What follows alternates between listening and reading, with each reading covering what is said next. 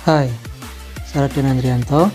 Di video kali ini saya akan memberikan penjelasan bagaimana cara bermain PlayStation Portable menggunakan STB Extreme Seru. Sebelum itu, saya akan menjelaskan dahulu apa itu Sony PlayStation Portable. PlayStation Portable atau yang disingkat dengan PSP dirilis pada tanggal 12 Desember 2004. PSP adalah konsol portable produksi Sony yang bisa memainkan game, memutar musik, dan film, serta menampilkan foto digital. PSP adalah konsol pertama yang menggunakan Universal Media Disk atau UMD sebagai media penyimpanan. UMD memiliki ukuran yang sama dengan cartridge Game Boy yang berfungsi sebagai media penyimpanan konsol portable milik Nintendo. UMD memiliki kapasitas 1,8 GB. Karena kapasitas yang besar, selain sebagai media penyimpanan game-game PSP, UMD juga digunakan oleh beberapa distributor film atau televisi untuk merilis film-film mereka. Misalnya seperti BBC yang merilis serial televisi mereka memakai media UMD.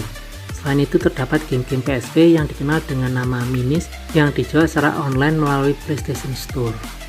Sayangnya media UMD tidak begitu populer, sehingga versi terbaru PSP seperti PSP Go tidak lagi memakai UMD. Bahkan konsol portable terbaru milik Sony yaitu PS Vita tidak menggunakan UMD, tapi menggunakan cartridge. Jadi hanya PSP saja menggunakan media UMD, sehingga saat ini Sony tidak lagi memproduksi UMD.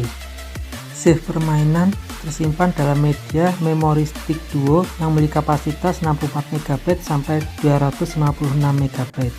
PSP adalah konsol portable pertama milik Sony yang sangat populer pada saat itu karena memiliki game-game yang eksklusif hanya dirilis untuk Sony PSP. Bahkan ada PSP yang khusus dijual dengan game tertentu yang memiliki warna-warna eksklusif yang dikenal dengan nama Special Edition PSP. Misalnya PSP yang dijual bersama dengan game Final Fantasy 7 Crisis Core yang PSP-nya memiliki warna Ice Silver. PSP juga memiliki konektivitas dengan PlayStation 3. Sehingga pemain bisa mendapatkan konten PS3 melalui PSP. Fiturnya adalah PSP bisa digunakan untuk browsing internet. Walaupun PSP dianggap sebagai konsol portable dengan kemampuan multimedia terbaik, serta memiliki hardware yang lebih unggul dari pesaingnya, yaitu Nintendo DS, tapi ternyata PSP kalah bersaing dengan Nintendo DS. Sony menghentikan produksi PSP pada tahun 2016. Sedangkan konsol portable penerus PSP, yaitu PS Vita, yang dirilis pertama kali pada tahun 2011, akhirnya juga dihentikan produksinya oleh Sony pada tahun 2019. Saat ini Sony tidak lagi memproduksi konsol portable. Sony tidak memiliki rencana untuk memproduksi penerus PS Vita. Menurut pendapat beberapa pakar teknologi, alasan kenapa PSP kalah bersaing dengan Nintendo DS adalah karena Nintendo DS memiliki touchscreen serta memiliki dual display dan wireless element. Begitulah penjelasan saya tentang PSP. Mari kita lanjutkan ke pembahasan berikutnya. Ada 5 hal yang harus Anda persiapkan agar bisa bermain game PSP di STB Extreme Seru. Yang pertama ada flash disk. Saya sarankan Anda memakai flash disk dengan kapasitas 16 GB sampai dengan 32 GB. Alasan kenapa tidak memakai memori internal STB Extreme Seru 16 GB adalah agar Anda bisa menggunakan game-game yang tersimpan dalam flash disk ini untuk bermain game-game PSP pada televisi Android lainnya atau STB lainnya yang memiliki colokan USB.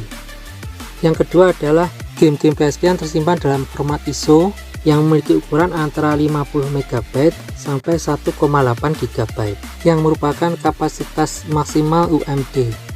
Seperti yang Anda lihat di layar, ini ada file-file ISO PSP yang saya download dari internet. Yang ketiga adalah laptop atau komputer yang digunakan untuk mencari file-file ISO dari internet lalu kemudian ditransfer ke dalam media flash disk. File-file ISO game PSP rata-rata terkompresi dalam format zip, RAR, 7Z. Anda membutuhkan software WinRAR atau 7zip untuk mengekstrak file-file ISO yang sudah didownload dari internet tersebut sebelum ditransfer ke dalam media flash disk. Yang keempat adalah emulator PSP untuk Android TV. Hanya tersedia satu emulator untuk PSP, yaitu PPSSPP, tapi memiliki dua versi. Versi gratis yang memiliki logo berwarna biru dan versi berbayar berwarna emas atau gold. Yang kelima adalah gamepad USB yang dibutuhkan untuk bermain game-game di STB Extreme seru. Setelah persiapan selesai, yang harus Anda lakukan adalah mengcopy semua file-file ISO PSP tersebut ke dalam media flash disk. Copy ke dalam flash disk jika Anda memiliki file APK PPSSPP. Setelah semuanya selesai, cabut flash disk tersebut dari laptop atau komputer Anda, kemudian tancapkan ke dalam STB Extreme seru. Jika dalam flash disk terdapat file APK PPSSPP, buka file Commander, kemudian install file APK tersebut. Setelah aplikasi PPSSPP terinstall dalam STB, game-game PSP siap untuk dimainkan.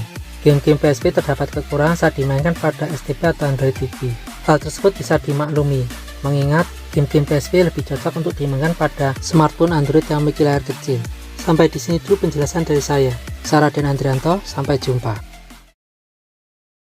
Oh iya, ada hal lain yang menarik yang perlu saya jelaskan.